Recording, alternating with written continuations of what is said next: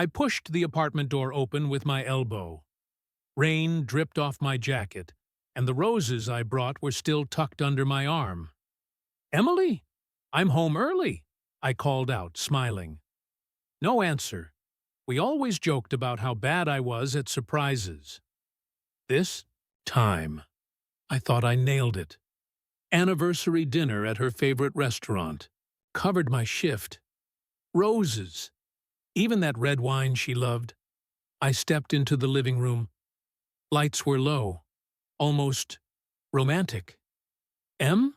I said again, softer. A laugh floated down the hall from our bedroom. I smiled. Maybe she was on the phone.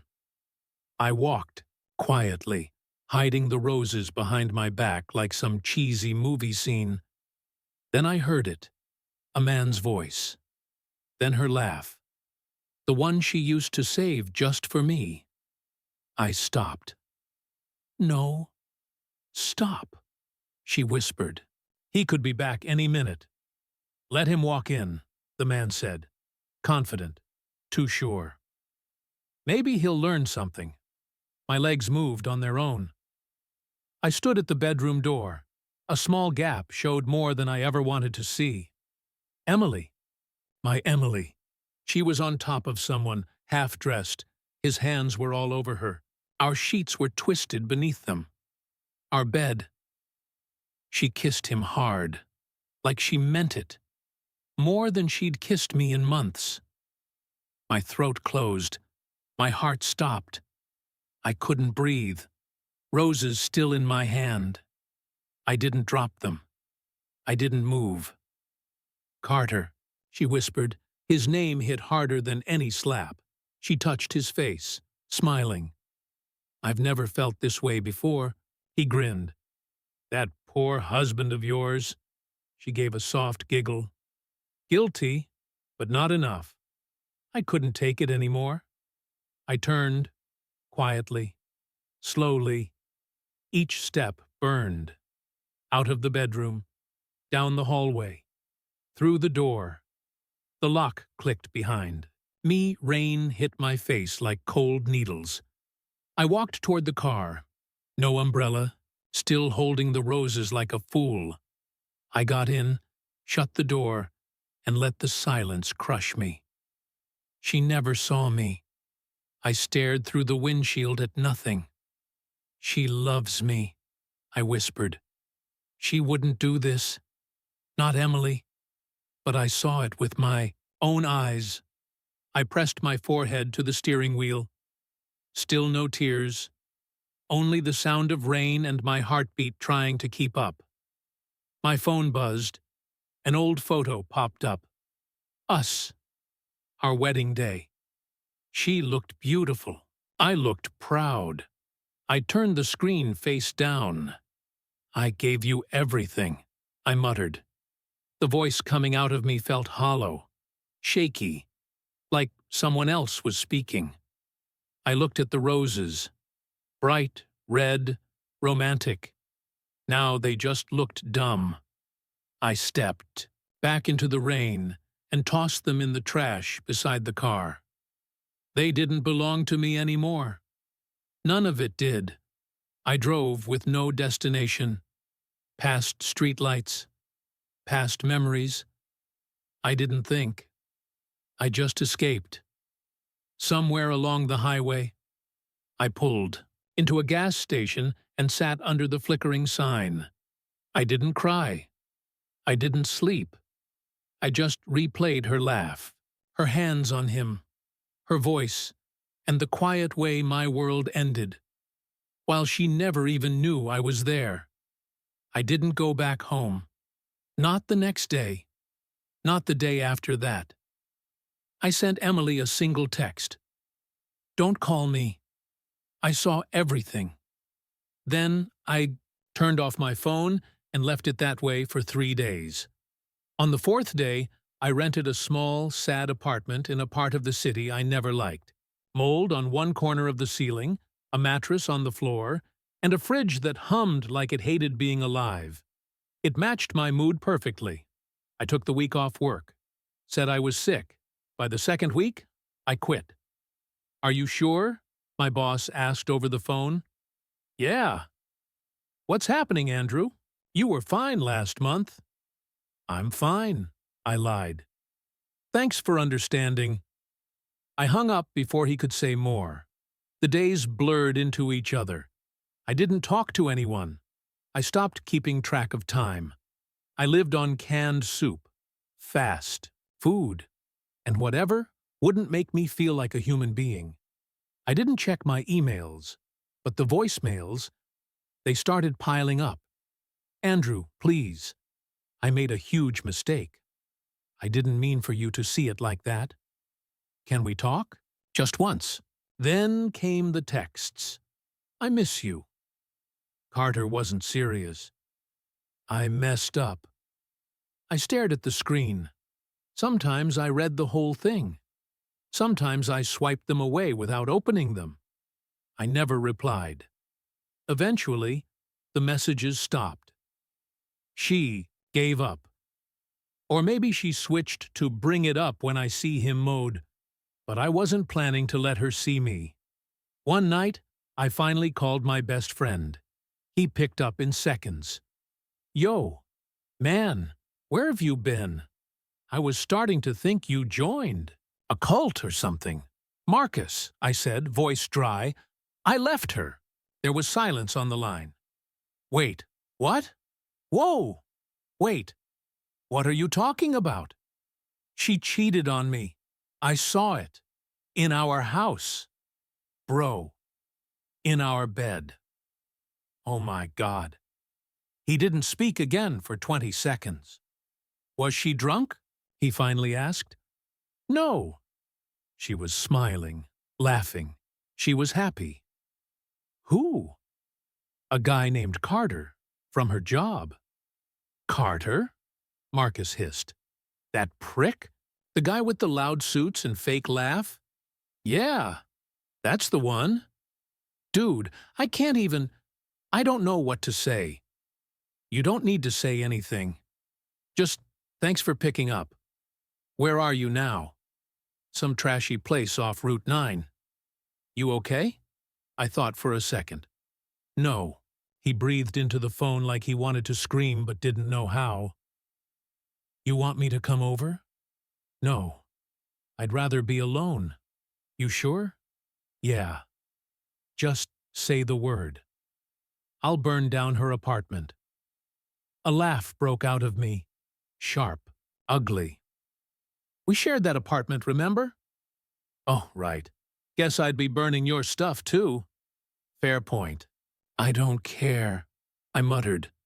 That night, I lay on the mattress, staring at the ceiling leak now dripping slowly. I repeated one phrase in my head with every drop. She chose him. Next day, Marcus texted, My cousin saw Emily out with that guy again. Holding hands. I didn't reply. Then another text came 10 minutes later. His wife left him too. I sat up straight. Wait, he was married? Yup, the dirtbag cheated on his wife with more than one woman, from what I hear. I stared at the phone. Everything shifted. So he used her, and she let him. I wasn't even the only one destroyed in the fallout. If this had been a movie, this was where I'd become some hero. Fix my life. Fight back. But I wasn't a hero. I was just a broken man living in a broken room. Still, something inside me moved. A little pressure, like something trying to wake up after sleeping too long. That night, I stood in front of the mirror. My beard had grown, hair messy, eyes hollow. I didn't look like me. I looked like a stranger, one who lost everything because he trusted someone too much. I touched the mirror and whispered, You're still here. Then I turned around and decided I didn't want to look like roadkill anymore. Next morning, I found the nearest gym online, booked a meeting. The woman at the desk raised her eyebrows when she saw me. Tough week? She asked. Tough year, I said. She handed me a clipboard. You'll fit right in. I started slow. 10 minutes on the treadmill. Cold water. A tiny ache in my back. Still, it felt good. Better than nothing. At night, Emily's face still flashed across my mind. But for the first time, I didn't just see her. I saw myself. I saw how much I'd disappeared during that marriage. How small. I made myself just to keep peace. How afraid I'd become of asking, "Do you still love me?" Now, I didn't want her answer. I wanted mine. Marcus showed up uninvited one night with a six-pack and frustration on his face.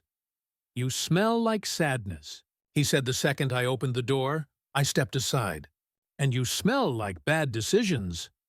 "Cool. I brought both." He set the beer down and dropped heavily onto my worn couch. "You ever going back to work?" he asked. "Nope. Gym doesn't count as a job. Didn't ask for your approval." He leaned back, cracking open a can.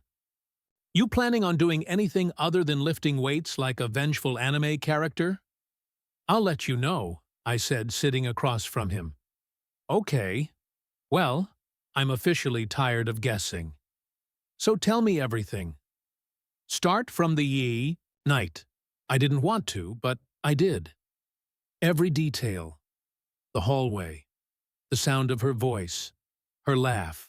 The smell of roses still in my hand. By the time I finished, Marcus just sat there, staring. That's some savage stuff. "Yeah."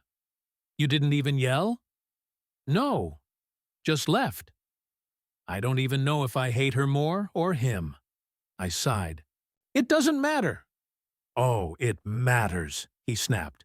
"Because someone out there decided your whole life wasn't enough.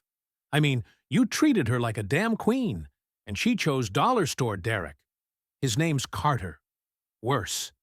I took another sip. "I need you to stop making jokes," I muttered. "I need you to stop acting like you're dead." I looked away. After a pause, he said, "You know my cousin Demi? She works down the street from Emily's office." "What about her?" "She says Carter's been making rounds, not just Emily. Pretty sure he was seeing someone else in the same month. Heard he got divorced, too." "Wait, he was married?" Marcus nodded slowly. "Yup. His wife left him about a month ago. Explains a lot." I blinked. "So you're telling me she left me for a guy who was already married?" I muttered. "And he cheated on her too?" Like clockwork. A cold laugh slipped from my mouth. "What's funny?" Marcus asked. "Nothing," I said.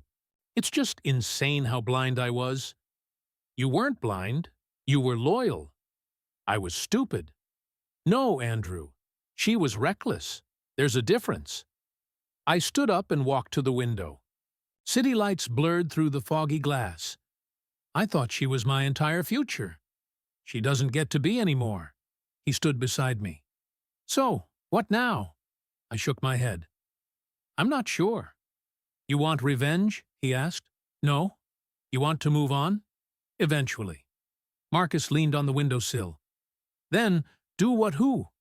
The gym smelled like sweat and second chances. "You're Andrew, right?" the woman behind the front desk asked. I nodded. "First day," she looked me up and down. "You're either here for revenge or a breakup." "Guess both." "Perfect," she said. "You'll fit right in." Her name was Jenna. Athletic, confident, sharp with every word. She handed me a clipboard and waved toward the machines. "Give it 30 days. You'll start to forget her face." I raised an eyebrow. "What if I don't want to forget?" "Then you'll just remember her with better abs." "Fair enough." Started light. 5 push-ups. 10 minutes on a treadmill. One brutal mistake with rowing that nearly destroyed my shoulder. At the end of it, I felt something surprising. Exhausted. Sore. Alive. By the second week, my arms hurt when I reached for the cereal, I had to roll out of bed like an injured turtle, but every bead of sweat felt like proof I was still standing. At work, things started moving too. After quitting my old job, I picked up freelance coding gigs to stay afloat. Then I got offered an AT1 interview at a local tech startup no one had heard of. "You don't even have to wear a tie," the young founder said when we met through a Zoom call. His name was Liam. Sharp kid. Bright eyes. Caffeine energy.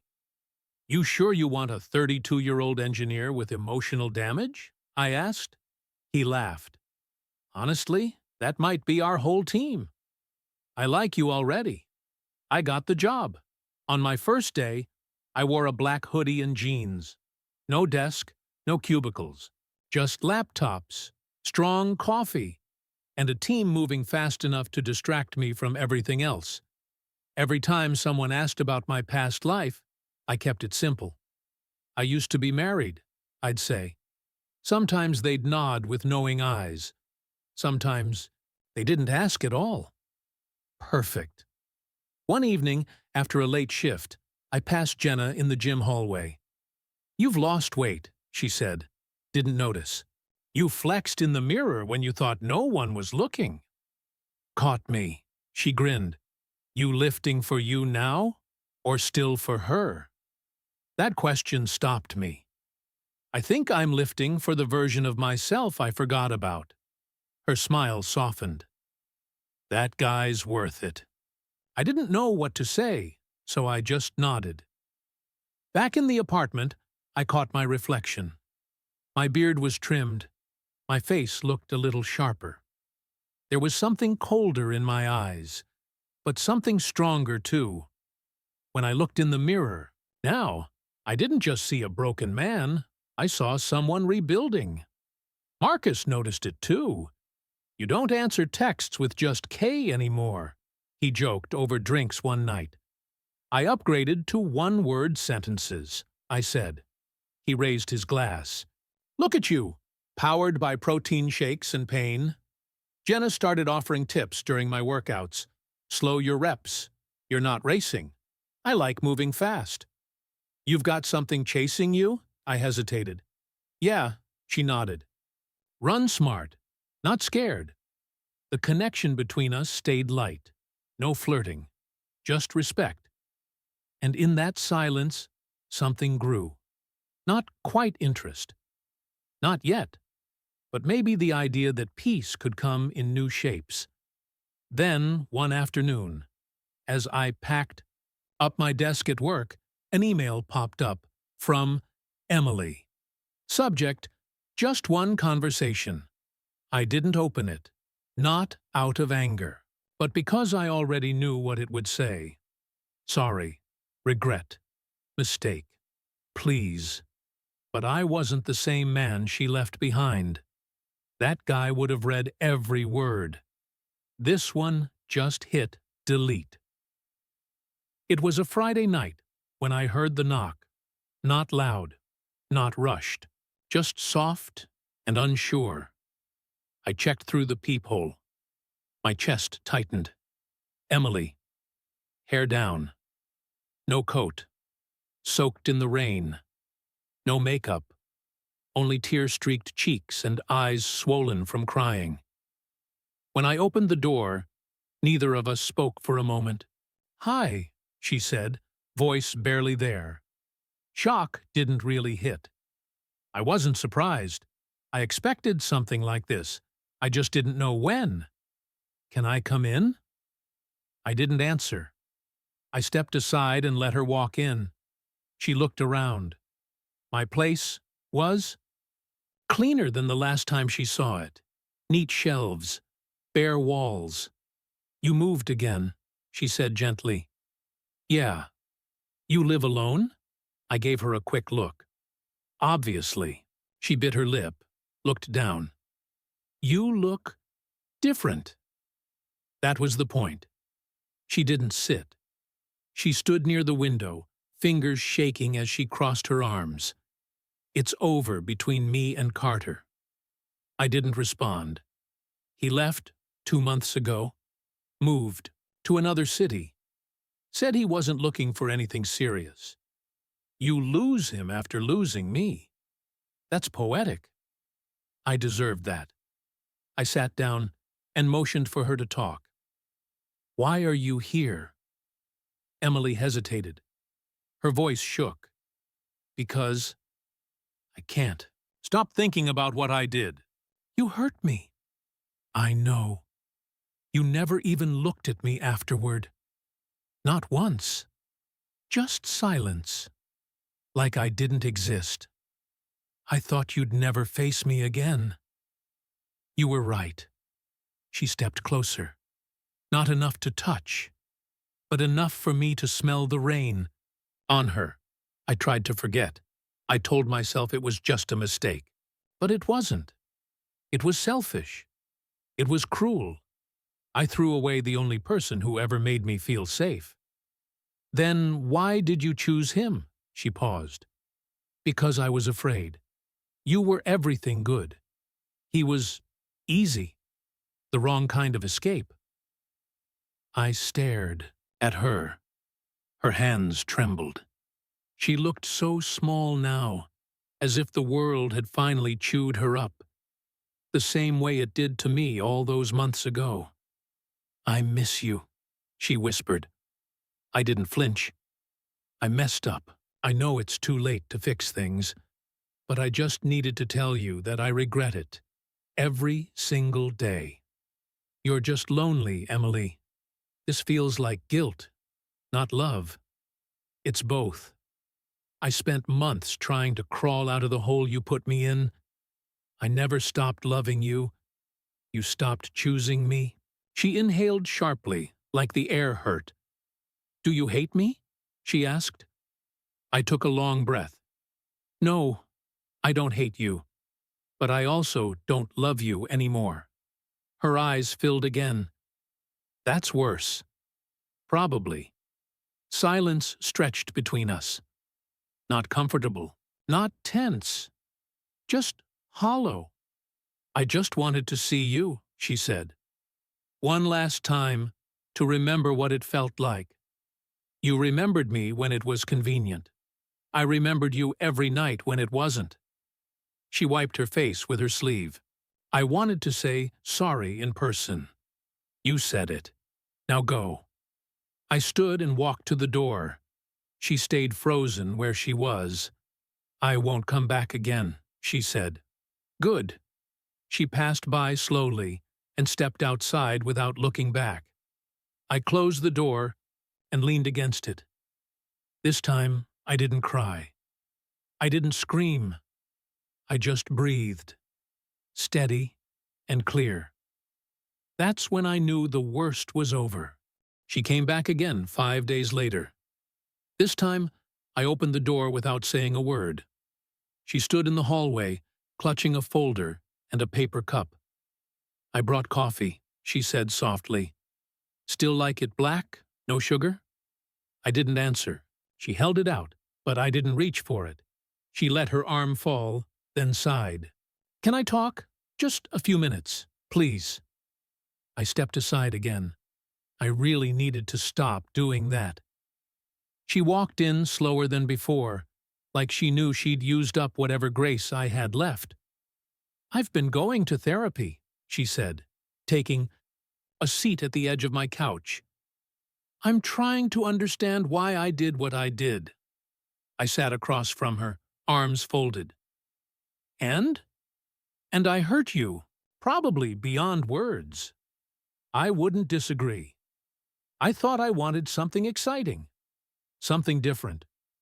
You used to tell me I was enough. You made me build a future around that lie.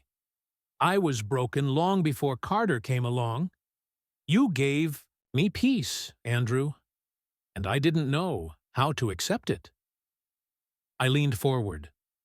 So I got punished for loving you too much? No. You got punished because I was too weak to admit how unhappy I was with myself. She looked down at her hands, twisting the paper cup. I've changed. You're still showing up at my door, asking for something I'll never give again. I'm not asking to get back together. I mean, my heart wants that, but my mind knows I don't deserve it anymore. I just want you to forgive me. I don't know if I can. That's fair. We sat in silence for a minute. Then she said something I didn't expect. He didn't love me, you know. Carter. I looked at her. He used me. Said sweet things, promised a lot, then got bored. It got ugly. He laughed when I said I thought about leaving you for him. You already had, I said coldly. Her voice cracked.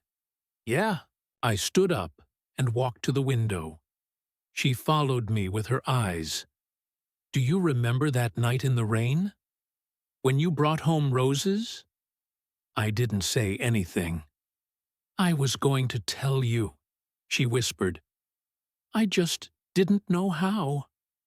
You didn't need to say it. I saw everything.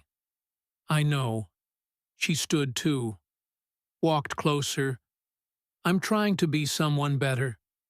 I know that doesn't mean anything to you now, but it means something to me. That's good, I said. I realize now what love isn't. It's not adrenaline or danger or drama. It's the way you took care of me when you were falling apart yourself. And I didn't see it. You saw it. You just didn't value it. Tears spilled down her face again. I hated how automatic that reaction was for her now. I love who you were, she said. But I love who you are even more. You don't know who I am anymore. I'd like to. I turned to face her. I used to dream of this moment, I said. You, standing here, saying all the things I needed to hear. Then why does it feel like it's too late? Because it is. Her chin trembled as she nodded. I understand. She reached into the folder she was holding and handed me a letter. What's this? My goodbye. Not begging. Just honesty. I wanted to leave something. That didn't ask anything from you. I didn't take it yet. I meant what I said, she continued. This isn't about us getting back together.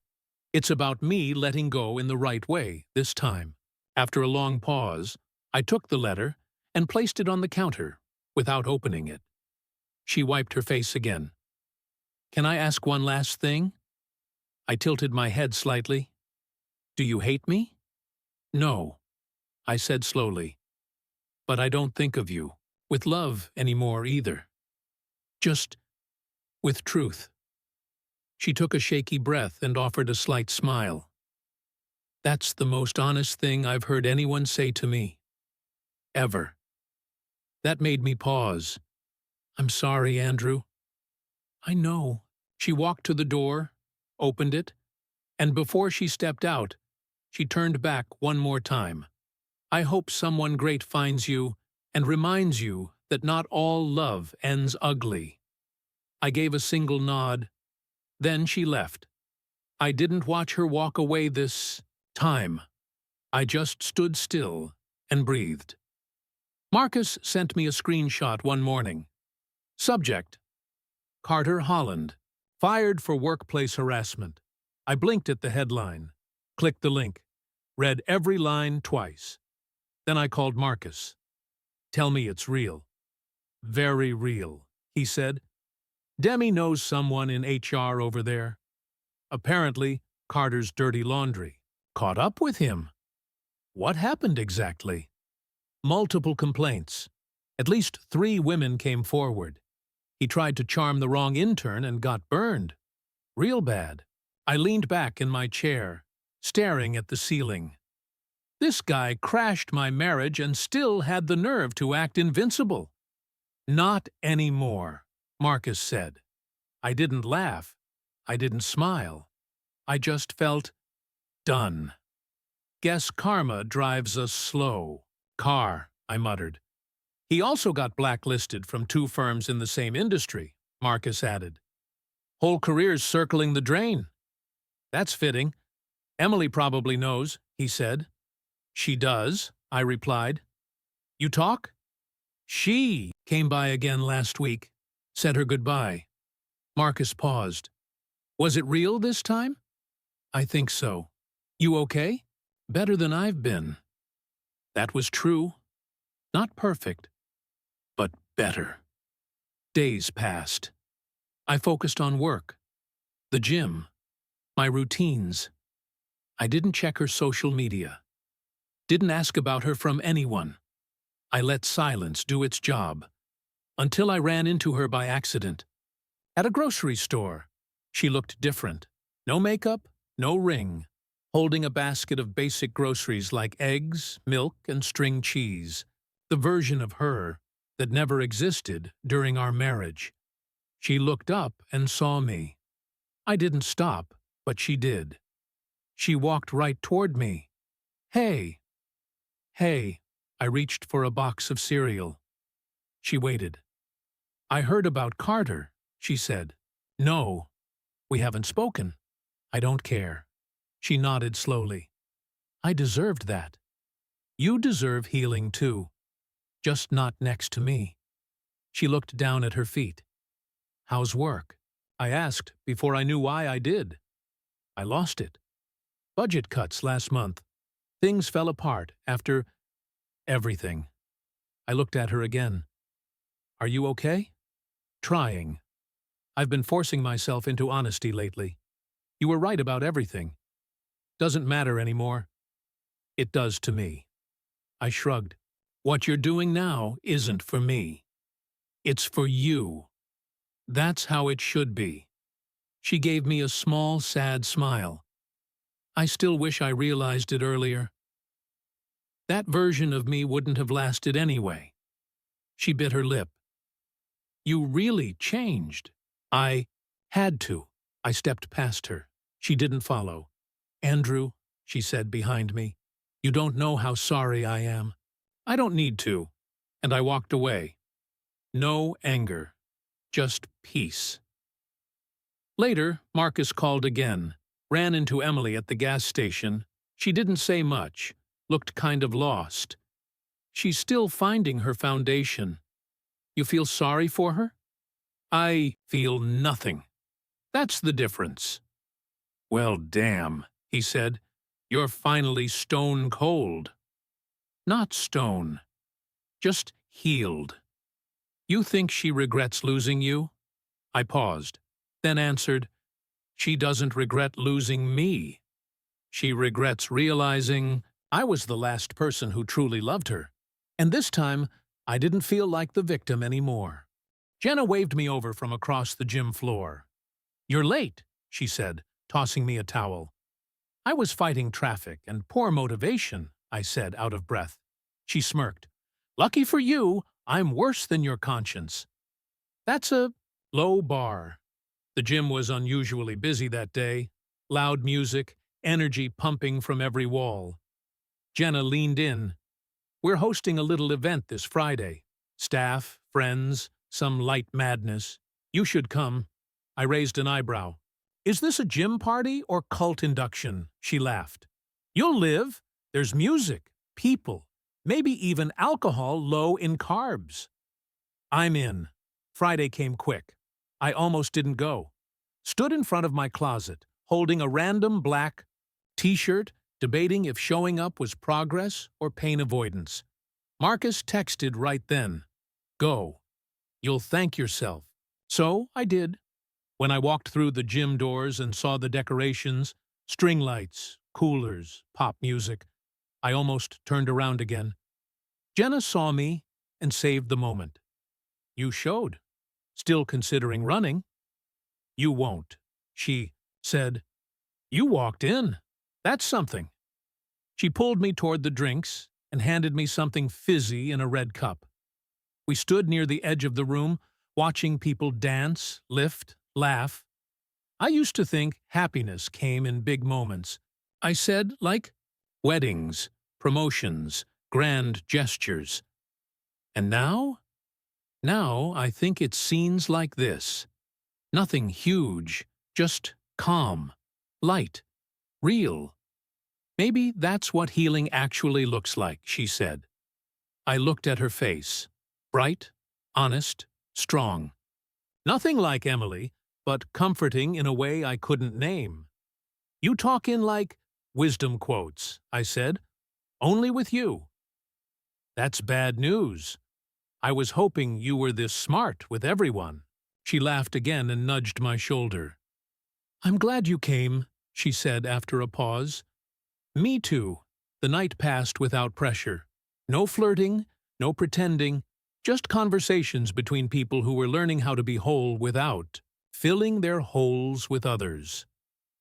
On the way out, she asked, You free Sunday? For what? Hike. Could use the company. Sure. Cool. I'll bring real water this time. No sugar-free disaster drinks.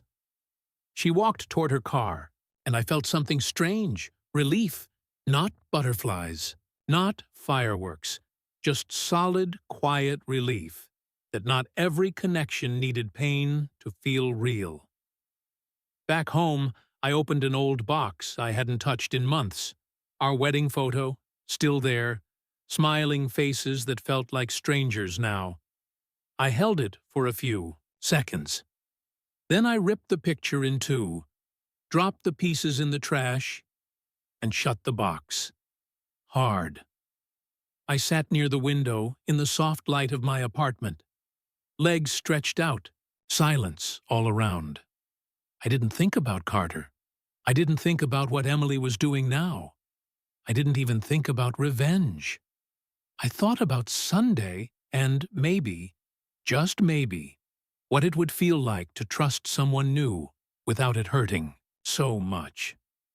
She showed up at my office. Of all places, she picked that one.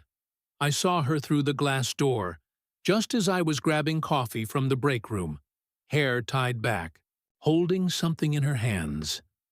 I could tell by the way she stood, fidgeting, rehearsing, that it was what she had left.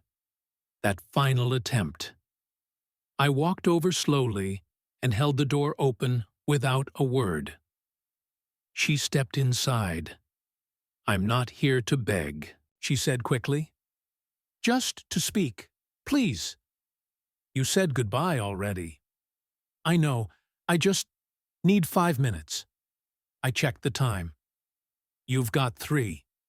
She nodded, took a deep breath, and handed me a folded piece of paper.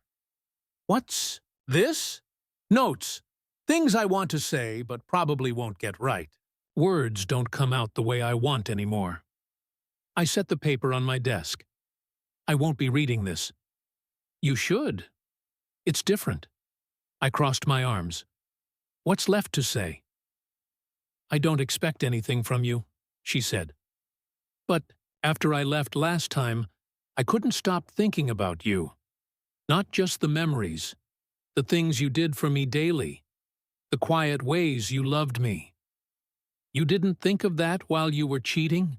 Her mouth opened slightly, but she didn't answer. That's what I thought, I said. I was ungrateful, selfish.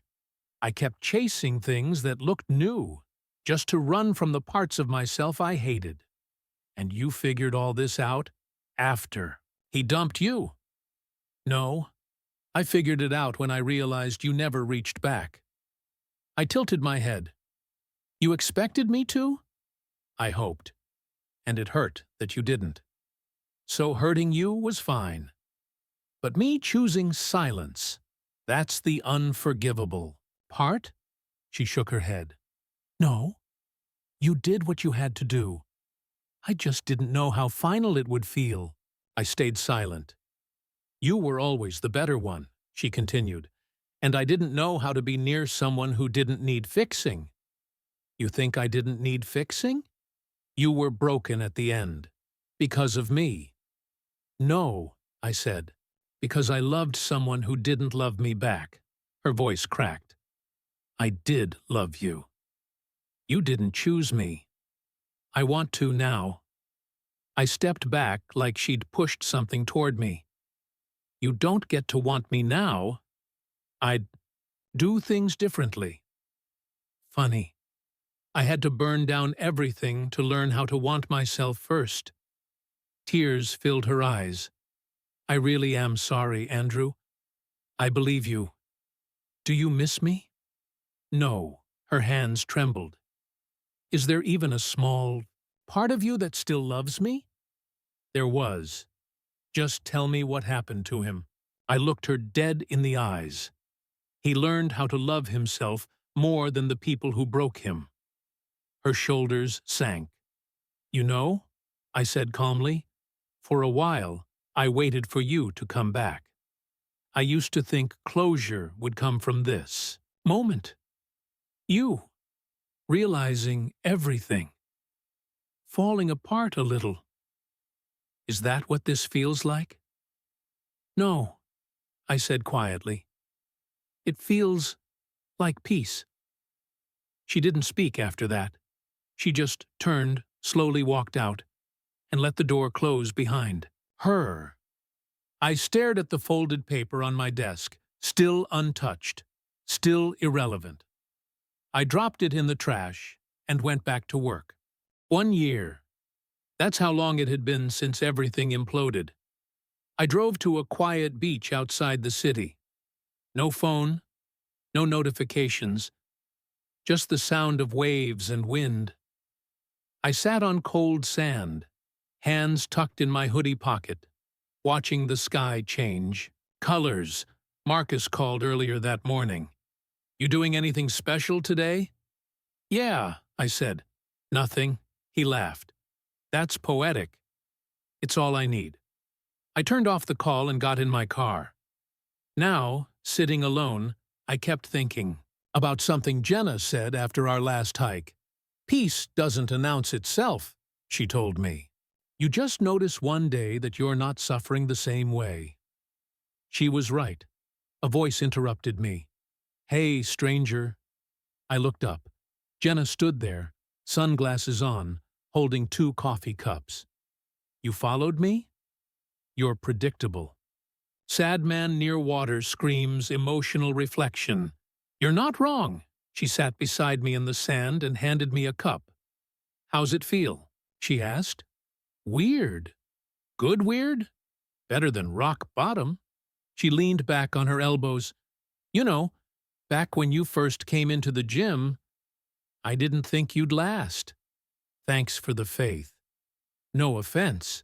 You had that sad boy aura, like an emotionally damaged raccoon. I'd say I've upgraded. Maybe sad boy fox. You've come a long way. I sipped my coffee. Does healing always feel this quiet? Yes, she said. Pain screams. Peace whispers. I turned to her. Do you think we ever fully move on? She shrugged. I think we grow until the pain doesn't fit anymore. I nodded slowly. That made sense. You still hear from her? She asked. No. Last time I saw her, she begged for a second chance. What did you say? I told her I learned to love myself more than the people who left me. Jenna smirked. Look at you, dropping wisdom like you invented heartbreak. I earned every sentence. We sat in silence for a while, letting the ocean fill the space. You okay being alone? She asked. For the first time in years, I said. I don't feel like I need someone to fill a hole. Not even a sarcastic gym trainer? I looked at her and smiled. You're different. She smiled back. Didn't push it further. That was what I liked most about Jenna. There was no pretending, no pressure to fix or replace anything, just room to be. After a while, she stood up. I'll let you have your dramatic beach moment. You gonna write poetry in the sand? I might cry. Into the sea air a little. Have fun with that. She headed off toward her car. As she walked, I said, Hey. She turned. Thanks, I said. For what? For not needing me to be broken. You were never broken, she said. You were just in the middle of remembering. And then she left. I sat there long after the sun dipped low. I pulled a folded photo from my pocket, one I found at the bottom of that old box last night. It was crumpled, faded, half-torn, the last piece of a love story written in lies. I let the wind take it, watched it drift, lighter than I expected. That's how peace feels. Not loud, not perfect, just light enough to finally let go.